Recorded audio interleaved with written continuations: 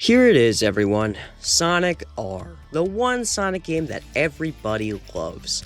I have kinda weird feelings about this one. You see, I picked up this game a few years ago and played it on PC. I had always wanted the chance to play it because I had read about it, and for some reason, it sounded like the greatest racing game ever. So when I got my hands on it, I had super high hopes. I played the first track and hated it so much. Why does the game look like this? Why are the controls so bad? Why does Amy finishing last place no matter what the circumstance is? So I put it down. Actually, it was more like throwing it, and never looked at it again. Until about a year ago, and now I'm getting into review territory, so here's a cool transition to the start of the next segment. Okay, so why don't we talk about the look first, since that's probably the best part. If you ever want to feel nostalgic, you should most certainly play this game. I don't know what it is. Maybe it's the awesome music we'll get to later, or maybe it's that classic low poly look. I don't know, but every time I play this game, I feel so nostalgic. I didn't even know what feeling nostalgic felt like until I played this game. You could say you feel nostalgic when you play Sonic 1 or 2, but I don't know. I think that feeling was removed from those games because when Sonic Mania came out, the feeling of Sonic 1 and 2 was modernized. You know, old is new again and all that. Sonic R is pretty unique and hasn't been remade, so it's still great to look back on. I always thought the low poly look gave this game a strange charm. I mean, I don't think Sonic has looked this good for a long time. I don't really know if this game is super impressive looking for it back then, but I don't really care. This look is timeless for me. Now, let me talk about the gameplay. Obviously, since this is a racing game, the goal is to use your selected character to be the first one to the finish of the course. There are several different characters you can play as. There are 4 characters unlocked by default, and an additional 6 you can get by meeting certain conditions. First, we have Sonic. He's the fastest character out of the main 4, but his controls are a little slippery. Next is Tails. He's slower than Sonic, but he accelerates a little better. He can also kinda fly.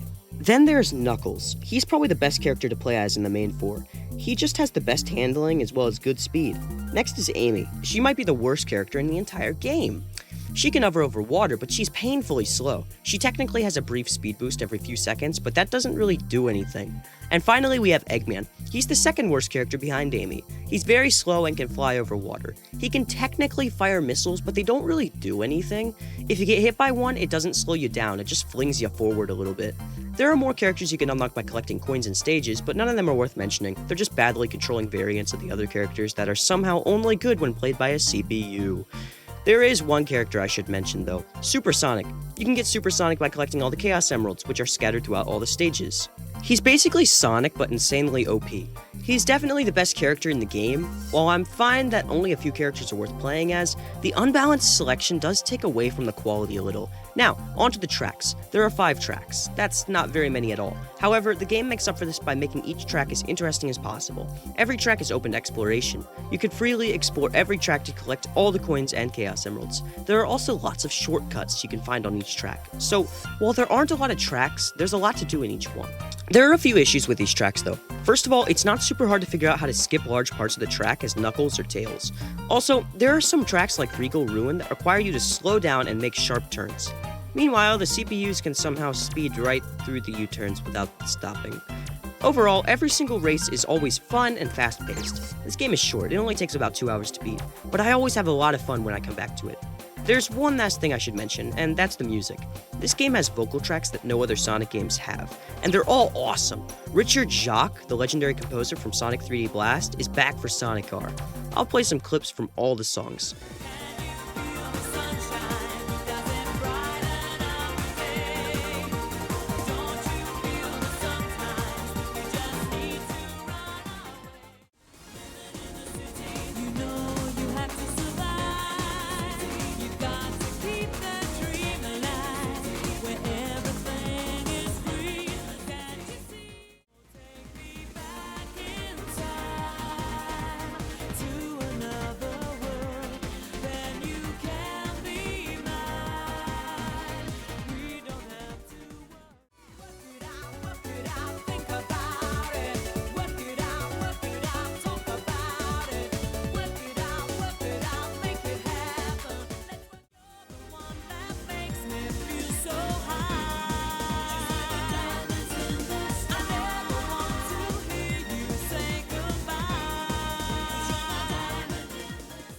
I didn't realize this until I played Sonic 3D Blast recently, but that game has a vocal track as well. It's called You're My Hero, and it plays in the credits.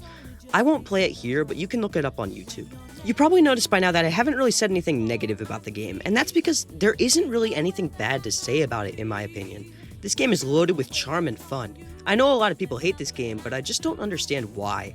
Maybe it's because of the controls, and in that case I completely understand. They take a little bit to get used to, but other than that, I think this is another underappreciated classic that deserves more recognition.